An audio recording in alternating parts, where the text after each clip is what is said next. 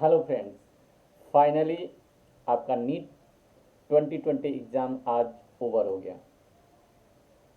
Number of times ये exam postponed होते रहा।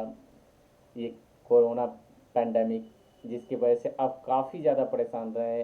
अगेन बहुत सारे कंट्रोवर्सी एंड डाउट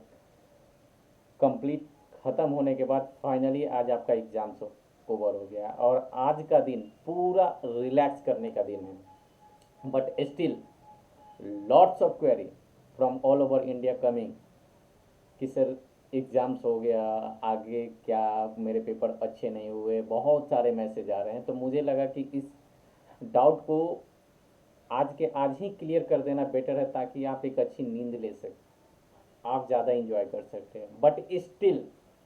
मैं ये सजेस्ट कर सकता हूँ, ये सजेस्ट मैं पहले भी करता था कि एग्ज़ाम्स के दिन ये डिसाइड करने का नहीं होता है कि क्या होगा। जो होना था वो हो गया। एक पेपर था, 3 घंटे का, 2 बजे से लेके 5 बजे का पेपर था, जिसमें 180 क्वेश्चन थे। उस पेपर के देने के बाद आप भूल जाओ क्या हुआ। Number of explanation, number of solutions by different institutions coming in the market, ये कोड का आंसर ये होगा। This is not right time to discuss that thing. Overall एक पेपर का एनालिसिस जरूरी है ताकि आप एक्सपेक्टेड कट ऑफ जान सकें। But still I am telling you, you have to travel a lot of distance, क्योंकि आप बहुत डिफरेंट डिफरेंट सिटी से आके जहाँ पे एग्जामिनेशन सेंटर थे आप गए। कोरोना पेंडेमिक गोइंग ऑन, तो आप कोशिश कीजिए कि जितना बेटर से बेटर हो सके आप अपने सेफ्टी प्रिकॉशन के साथ वहाँ पहुँचें। रही बात आपके क्वेश्चन पेपर एनालिसिस की, तो फाइनली जब पेपर हो गया, जब हमारे एक्सपर्ट टीम इस चीज़ को बैठे लेकर डिस्कस किए, फिजिक्स केमिस्ट्री बायोलॉजी, तो हमने जब प्रीवियस ईयर के पेपर को लेके कंपेयर किया, लास्ट 4 to 5 ईयर को, और जो बच्चे के इनपुट्स आए उसके बेसिस पे हमने देखा क्या this time physics paper was average paper. But this time एक नया ट्रेंड शुरू हो गया, इसमें थ्योरेटिकल क्वेश्चंस को भी ऐड होना शुरू हो गया। It's not like that physics means totally numerical things. Chemistry paper, जैसे कि हमारे डीसी सर बोलते हैं, केमिस्ट्री मतलब ये उनके लिए एक बहुत ही फेवरेट डायलॉग्स आता है कि आप मेरा नोट्स पढ़ ली, क्वेश्चंस बन जाएंगे। और वैसे ही हुआ, 45 out of 45 44 question directly notes से आए। रही बात बायोलॉजी की, बायोलॉजी में पेपर में ऐसा देखा गया कि as a doctor I can tell you like that, बहुत सारे ऐसे भी क्वेश्चंस पेपर थे that you are going to read at MBBS curricular MBBS college days में, जो आपके एनाटॉमी के कुछ क्वेश्चंस थे, जो फिजियोलॉजी क्वेश्चंस थे, जो कि स्लाइटली टफर थे। दैट्स मीन्स कुछ क्वेश्चंस के लेवल्स हाई थे, मतलब अगर बायोलॉजी की बात करें तो ये स्लाइटली टफर साइड था। बहुत सारे बच्चों को हो सकता है कि ये इजी लगा हो, चूँकि कुछ ऐसे टीचर्स हैं, डॉक्टर्स हैं जो पढ़ाते हैं वो इतना लेवल का पढ़ाते हैं जो कि एनसीईआरटी बियॉन्ड चले जाते हैं, तो आपको इजी लगता होगा। But it's not at the class 12 level, you should know about the thing. ये थोड़ा सा बियॉन्ड था, बट मैं उसको क्वेश्चन पेपर को मैं आपको दिखाऊंगा अभी, ताकि आप एज अगर आपके सीनियर्स आप प्रिपेयर करें, आपके सीनियर्स, आपके स्कूल सीनियर्स अगर किसी मेडिकल कॉलेज में है, तब आप उनसे डायरेक्टली सजेशन ले सकते हैं कि is really paper is easy और टफ। दे कैन जज, बिकॉज ह्यूमन फिजियोलॉजी उनको डिटेल्स में पढ़ना पड़ता है during first year MBBS curriculum. तो ओवरऑल पेपर ये था। पहले से कंट्रोवर्सी चले आ रही थी कि पेपर बहुत ही ज़्यादा टफ होने वाला है। क्यों? बिकॉज नीट इस बार एम्स का भी एग्ज़ाम डायरेक्ट कंबाइंड रूप से करने जा रहा था, तो इसलिए ऐसा लग रहा था कि एम्स के एक्सपर्ट, एम्स के कुछ कमिटी अगर क्वेश्चन से देते हैं जो कि डेफिनेटली क्वेश्चन थोड़ा हायर साइड में जाएगा, बट ऐसा नहीं हुआ। Paper was NCERT based paper, जो कि गवर्नमेंट ऑफ इंडिया आपको हमेशा से रिकमेंड करती आ रही है कि ये नेशनल टेस्टिंग एजेंसी जो बॉडी है, जो आपकी जो कंडक्ट करने वाली एग्जाम से, वो बैलेंस पेपर को मेंटेन करती है, that is totally on the NCERT basis. और जो टीचर्स भी हैं जो एनसीईआरटी फॉलो को पढ़ाते हैं, तो ये पेपर आप कह सकते हैं कि एक बैलेंस पेपर था डेफिनेटली। अब पेपर भी बैलेंस था, एग्जाम्स बहुत सारे कंट्रोवर्सी के बाद हो गया, तो एक्चुअली होगा क्या कट ऑफ का, दैट इज द क्वेश्चन, कि कट ऑफ क्या बढ़ेगा, कम होगा, या सेम रहेगा प्रीवियस ईयर की तरह। अब अगर हम 2016 की बात करें, 15 की बात करें, 17 की बात करें, 18 की बात करें, 19 की बात करें और 2020 की बात करें, तो ये आप एग्जैक्टली सिमिलर नहीं कह सकते हैं कि ये 2018 के पेपर की तरह था, 2017 के पेपर की तरह। क्यों? क्योंकि जो भी पढ़ने वाले स्टूडेंट हैं उनके लिए आज के डेट्स में नंबर ऑफ टाइम जब एग्जाम पोस्टपोन्ड होता है तो क्या, एक तरफ से वो पैनिक स्टेट में थे एग्जाम्स होगा या नहीं, बट सेकेंड स्टेट में क्या था, उनके पास एक्स्ट्रा टाइम मिल गया टू रिवाइज द थिंग्स। बहुत सारे बच्चे हैं जो कि घर पे प्रिपरेशन कर रहे थे, और एडिशनल दिस कोरोना पेंडेमिक में एक एडेड आप कह सकते हैं एक एडेड बेनिफिट क्या मिला, online platform, many online platform is coming in the market and they are giving you free of cost some materials. अब इसमें क्या होता है, कुछ बच्चे के कुछ टॉपिक्स पहले क्या होते थे डाउट में रह जाते थे तो वो नहीं सॉल्व करते, बट आजकल यूट्यूब हो, सोशल मीडिया, फेसबुक हो, इंस्टाग्राम और टेलीग्राम हो, वहाँ पे इतने सारे मटेरियल और इतने सारे कंसेप्ट और इतने इजी इजी थिंग्स अवेलेबल है कि बच्चों के पास क्या हो गया, एक्स्ट्रा सोर्स मिल गया पढ़ने के लिए। तो इसमें क्या होगा कि जो बच्चे रियली पढ़ने वाले थे, जो कांस्टेंट डेडिकेशन थे, जिनके अंदर दिमाग में ये बैठा पड़ा था कि मुझे डॉक्टर्स बनना ही है, वो भी गवर्नमेंट मेडिकल कॉलेज से, तो उनके पास जब एक्स्ट्रा रिसोर्सेज आ जाती है, जब एक्स्ट्रा टाइम आ जाता है, डेफिनेटली वी कैनॉट प्रेडिक्ट कि उन्होंने कितना ज़्यादा पढ़ लिया, but definitely as number of MBBS seats increase हो चुका है, प्रीवियस ईयर के कंपेयर में इंक्रीज हो चुका है, तो एग्जैक्ट कट ऑफ मैच कभी नहीं कर सकता है। अभी 76,000 प्लस एमबीबीएस सीट्स हो चुके हैं, बट ऑन एवरेज ये बोला जा सकता है कि ये पेपर इतने number of MBBS seats, why I am telling like that, because ऐसा नहीं कि हम लोग सिर्फ नीट अंडर ग्रेजुएट तक हैं, नीट पीजी, जब आप एमबीबीएस करने के बाद पीजी एमडीएमएस करने की तैयारी के लिए जब आप कोचिंग करते हैं, तो we are the only platform that provide you the good resources, good teacher, जिससे आप पीजी क्वालिफाई करते हैं। उसके बाद जब पीजी क्वालिफाई करने के बाद जब एमडीएमएस के बाद जब डीएमएमसीएच की तैयारी करते हैं, तो in NEET super speciality we are the first जो कि हम कोचिंग प्रोवाइड करते हैं। तो ऑल ओवर इंडिया के ऑल मेडिकल कॉलेज से हमारे रिप्रेजेंटेटिव्स है, जो एक्सपर्ट कमेटी है, जो नॉलेज एक्सपर्ट्स हैं, जो डॉक्टर्स हैं, उनका जो एक सजेशंस होता है कि हमारे टाइम में ऐसा होता था, इस टाइम में ऐसा हो गया, ऐसा पेपर हो गया, तो ये ऐसा बोला जा सकता है कि ये पेपर्स स्लाइटली ईजियर साइड था। अब इस केस में थोड़ा सा कट ऑफ बढ़ने के चांसेस हैं in spite of increase seats. और थोड़ा सा कट ऑफ बढ़ने का मतलब क्या होता है कि क्या ये 600 नंबर प्लस होगा, क्या 700 नंबर प्लस होगा, क्या 500 प्लस होगा। आई am telling about the government seat, yes. तो एक्सपेक्टेड कट ऑफ, जो कि हमारा एक्सपीरियंस बताता है, हमारे टीम का एक्सपीरियंस बताता है कि एक्सपेक्टेड कट ऑफ इस बार 500 से प्लस माइनस 20 मार्क्स रहेंगे, यानी कि 500 से प्लस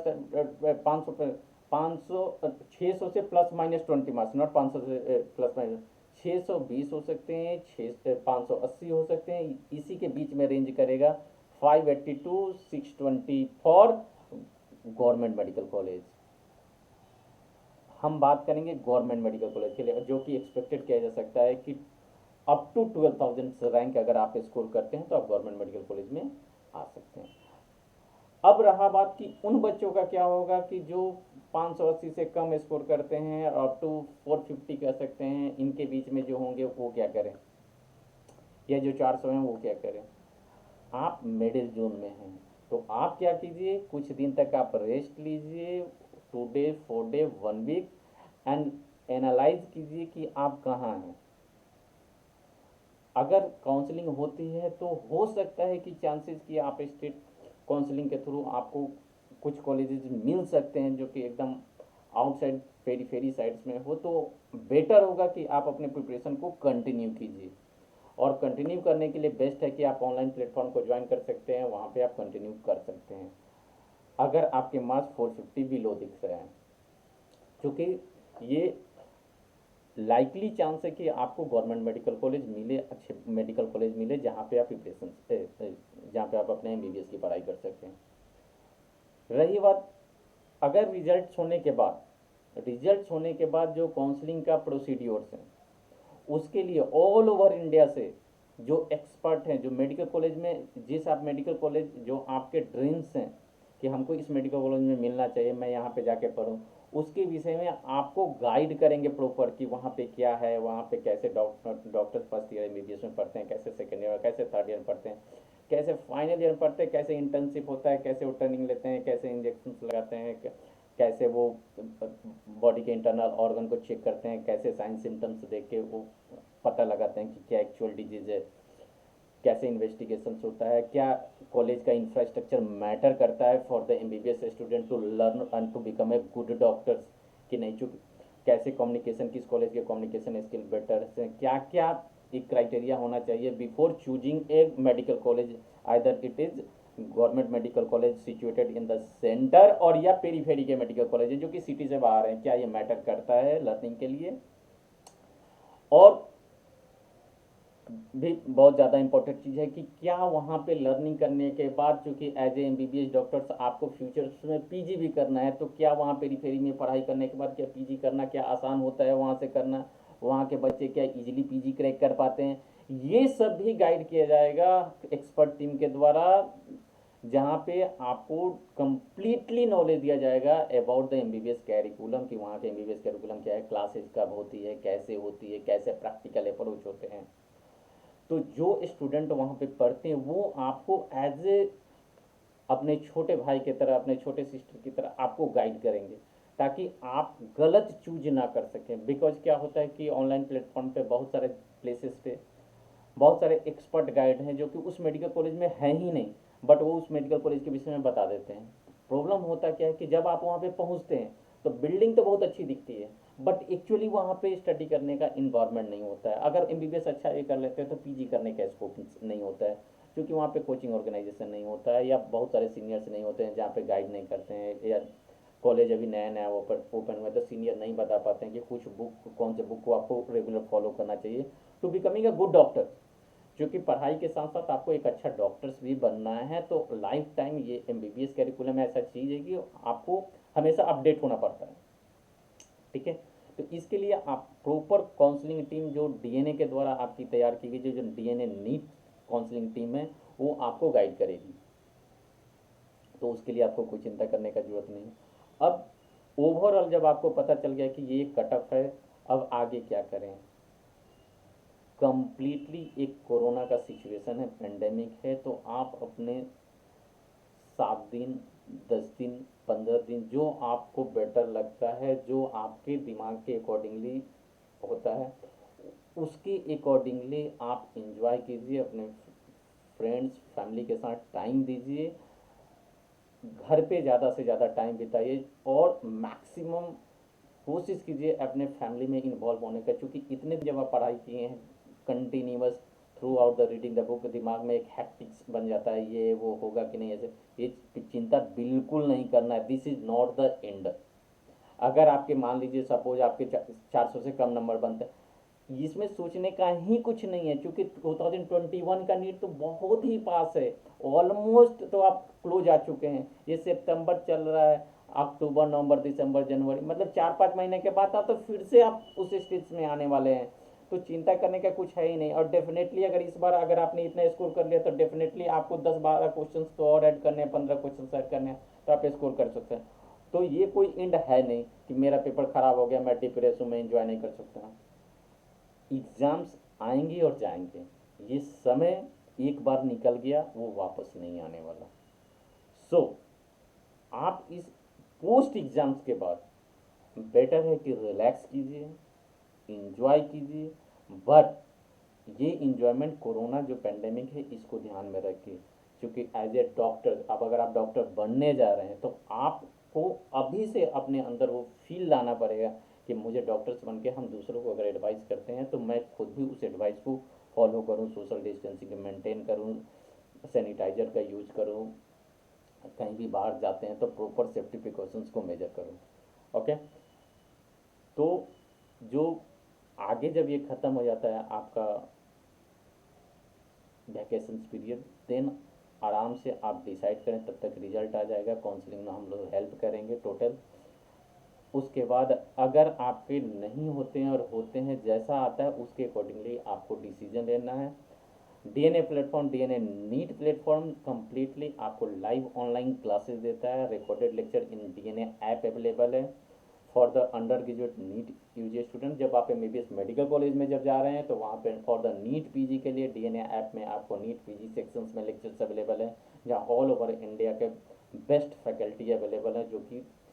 नीट पीजी एस्पिरेंट्स को पढ़ा रहे हैं। उसके बाद जब आप एमबीबीएस क्वालिफाई कर जाएंगे तो नीट सुपर स्पेशलिटी के भी लेक्चर्स अवेलेबल हैं। So in this field we are from the more than 10 year. So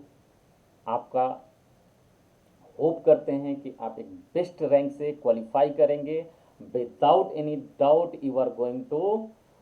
win this game. So good luck guys and